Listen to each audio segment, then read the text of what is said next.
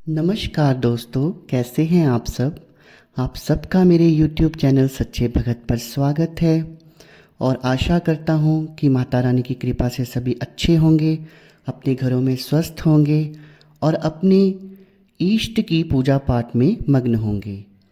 क्योंकि दोस्तों, मनुष्य जो होता है वो सारी उम्र बहुत कुछ अर्जित करता है, लेकिन जब उसकी मृत्यु हो जाती है, अंतिम संस्कार हो जाता है, उस समय वो इस पृथ्वी से कुछ भी अपने साथ नहीं लेकर जाता। हाँ, उसके साथ जाती है तो उसकी भक्ति। इसलिए इस मार्ग पर आगे बढ़ते रहिए और यही संपत्ति है जो आपके साथ जाएगी। तो दोस्तों, आज बात करते हैं संस्कारों की। जैसे मैंने अंतिम संस्कार की बात की, जो 16वां संस्कार होता है, इसी प्रकार हमारे हिंदू धर्म में 16 संस्कार होते हैं। हिंदू माइथोलॉजी के अनुसार ये माना गया है कि जो व्यक्ति इन 16 के 16 संस्कारों को पूरा कर लेता है, उसका जीवन परिपूर्ण माना जाता है, उसका जीवन सफल माना जाता है और फिर इन संस्कारों को पूरा करके वो खुशी खुशी एक नए जन्म को लेता है। लेकिन अगर इनमें से कोई भी एक संस्कार छूट जाए तो उसका जीवन अधूरा रह जाता है। इन्हीं 16 संस्कारों में से एक संस्कार है गर्भाधान।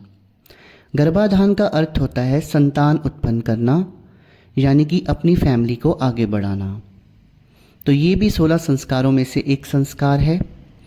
दोस्तों, बच्चे किन्हें अच्छे नहीं लगते, और अपनी संतान के बिना इस जीवन में है भी क्या, आपका कोई लक्ष्य नहीं रह जाता। तो होता क्या है दोस्तों, जब हम छोटे होते हैं, हम अपनी पढ़ाई वगैरह पूरी कर लेते हैं, बड़े हो जाते हैं, तो हमारे माँ बाप हमारी शादी कर देते हैं और शादी होने के बाद हमारे बच्चे हो जाते हैं। तो हमारे माँ बाप को भी यही होता है कि जिस तरह हमने अपने गृहस्थ आश्रम को निभाया है, उसी तरह आगे हमारी औलाद भी गृहस्थ आश्रम को निभाए। और जब अपने बच्चे होते हैं तो जीवन का अनुभव भी होता है कि हमारे माँ बाप ने हमको कैसे पढ़ा लिखा कर बड़ा किया, और फिर हम आगे अपने बच्चों को पढ़ा लिखा कर बड़ा करते हैं, उन्हें अपनी लाइफ में सेटल करते हैं और फिर उनके आगे उनके बच्चे होते हैं। इस तरह ये जीवन का चक्र जो है चलता रहता है। लेकिन दोस्तों, कई बार क्या होता है कि कुछ लोगों की संतान नहीं हो पाती है। उसमें हो सकता है कुछ मेडिकल कारण रहे हों। तो जब 2 4 5 साल बच्चा नहीं होता है तो माता पिता काफ़ी रुष्ट हो जाते हैं, और जब तक तो वो अपने घर में होते हैं, अपनी ही दुनिया में होते हैं, अपने रूटीन में होते हैं, तो उन्हें इतना फील नहीं होता। लेकिन जब वो रिश्तेदारों के या फिर किसी फंक्शन पे जाते हैं और लोगों के बच्चों को देखते हैं, तो उनके मन में भी आता है कि हमने पता नहीं कैसे कर्म किए हैं कि हमें भगवान ने संतान सुख दिया ही नहीं। तो उनका जो मन है वो काफ़ी रुष्ट हो जाता है और उनके मन में आता है कि हमारे आगे भी कैसे ना कैसे करके एक औलाद हो जाए। तो उनका दुख वही समझ सकता है जिसके आगे बच्चे नहीं होते हैं। तो दोस्तों, आज मैं आपको एक ऐसा उपाय बताने जा रहा हूँ जो कि एक टोटका है, और ये टोटका जो है आपको किसी भी किताब में नहीं मिलेगा, और कम से कम 100 150 कपल्स के ऊपर मैं ये आजमा चुका हूँ, और उनमें से 2 4 को छोड़कर सभी को फ़ायदा हुआ है। उसमें कुछ जो 2 4 जिनके आगे नहीं औलाद हुई है, उसमें कुछ और कारण रहे हैं, कुछ तांत्रिक कारण रहे हैं, या फिर कई बार क्या होता है कि हमारे देवी देवता रुष्ट होते हैं। हम लोगों को समझाते हैं लेकिन लोग जो हैं वो मानने को तैयार नहीं होते, तो वो कारण थे। लेकिन बाकी सभी के संतान हुई है, और ये अगर विधिवत तरीके से ये टोटका किया जाए तो मेरी 100% गारंटी है कि बच्चा होना ही होना है। चाहे कोई मेडिकल प्रॉब्लम हो, चाहे कोई तांत्रिक दोष हो, और चाहे कोई देवी देवता का दोष हो, या फिर कोई अन्य भी दोष हो सकता है। तो इससे पहले कि मैं इस विधि के बारे में आज आपको बताऊं, मेरा आप सबसे आग्रह है, जो भी मेरे इस यूट्यूब चैनल सच्चे भगत पर पहली बार आए हैं वो वीडियो को एक लाइक कर दें, मेरे चैनल को सब्सक्राइब कर दें और बेल आइकन को प्रेस कर दें ताकि उनको आगे मेरी वीडियोस का नोटिफिकेशन मिलता रहे और नई नई जानकारियाँ उनको मिलती रहें। और साथ में दोस्तों वीडियो को बीच में से स्किप मत कीजिएगा। फिर आप जिन प्रश्नों का उत्तर मैं इस वीडियो में दे चुका होता हूँ उसी को बार बार आप कमेंट सेक्शन में लिखते हैं और मेरे पास भी इतना वक्त नहीं होता कि मैं हर व्यक्ति का जवाब दे सकूं। दोस्तों आपके मन में जो मनचाहे जो प्रश्न होते हैं उसका अधिकतर जवाब मेरी वीडियोस में ही होता है। कमेंट सेक्शन में वही लोग कमेंट करते हैं जो वीडियो को या तो स्किप करके देखते हैं या फिर आधा अधूरा देखते हैं। तो चलिए दोस्तों विषय को शुरू करते हैं। अब आपने करना क्या है, बहुत छोटा सा टोटका है लेकिन बहुत कारगर है। आपने एक फलदार वृक्ष देखना है। हर मौसम में एक अलग फल होता है। जैसे गर्मियों में आम होते हैं, अमरूद जो हैं वो साल में 2 बार होते हैं। अलग अलग फल का अलग अलग टाइम होता है। तो आपने कोई एक फलदार वृक्ष देख लेना है। लेकिन फलदार वृक्ष में भी अगर अमरूद का पेड़ है तो और भी बेहतर है, उसे आपने देख कर रखना है। अगर आपके घर में है तो और भी बेहतर है। आपको इस टोटके को करने के लिए कहीं भी नहीं जाना पड़ेगा।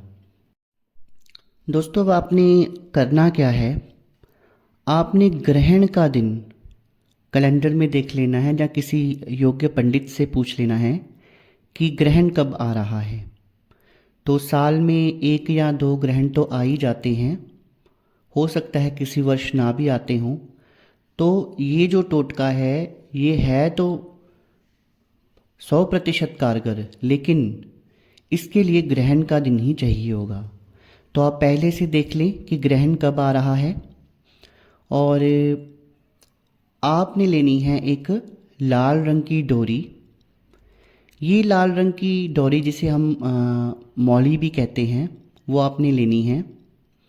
वैसे तो ये जो मौली है वो हमारे द्वारा अभिमंत्रित होनी चाहिए। हम उसमें कुछ मंत्रोच्चारण करते हैं तो इस टोटके का असर जो है वो ज़्यादा हो जाता है। लेकिन अगर अभिमंत्रित नहीं भी है तो भी चलेगा दोस्तों, क्योंकि टोटका कार्य करता ही करता है। अगर आप अभिमंत्रित डोरी चाहते हैं तो आप मुझे व्हाट्सएप कर सकते हैं, जो मैंने नंबर दिए होते हैं, या कमेंट सेक्शन में कमेंट कर सकते हैं। नहीं तो आप लाल रंग की मौली ले लीजिए और साथ में एक दा लेना है आपने। दा जो वो होता है लकड़ी काटने के लिए काम आता है। गाँव के एरियाज़ में ज़्यादा रखा होता है घरों में लोगों ने, और जिसे आम भाषा में डाटी भी कहते हैं। तो वो आपने लेनी है, वो भी रख लेनी है। ये सारा सामान दोस्तों आपने दिन में ही रख लेना है ताकि रात में आपको दिक्कत ना आए। हो सकता है ग्रहण रात के समय हो, और ग्रहण भी है जो वो चंद्र ग्रहण भी हो सकता है और सूर्य ग्रहण भी हो सकता है। किसी भी प्रकार का ग्रहण हो सकता है। तो आपने करना क्या है दोस्तों, आपने जैसे ही ग्रहण लगा सबसे पहले वो अभिमंत्रित डोरी है जो, उसको पेड़ के साथ जाकर बांधना है। और बांधने के बाद आपने क्या करना है कि वो जो दाह है उसको लेकर, और ये करना किसने है, जिस स्त्री को संतान चाहिए उसने ये सारा टोटका करना है। तो दाह लेकर वो 3 बार उस पेड़ को डराएगी। फलदार वृक्ष होना चाहिए। अगर वृक्ष फलदार नहीं है तो ये टोटका कार्य नहीं करेगा। तो आपने अब स्त्री जो संतान चाहती है वो क्या करेगी, उस दाह को लेकर पेड़ को डराएगी कि मतलब हे वृक्षराज, जिस तरह तेरे पेड़ के ऊपर फल लगे हुए हैं उसी तरह मुझे जल्द से जल्द संतान दो, नहीं तो मैं तुम्हें काट डालूंगी।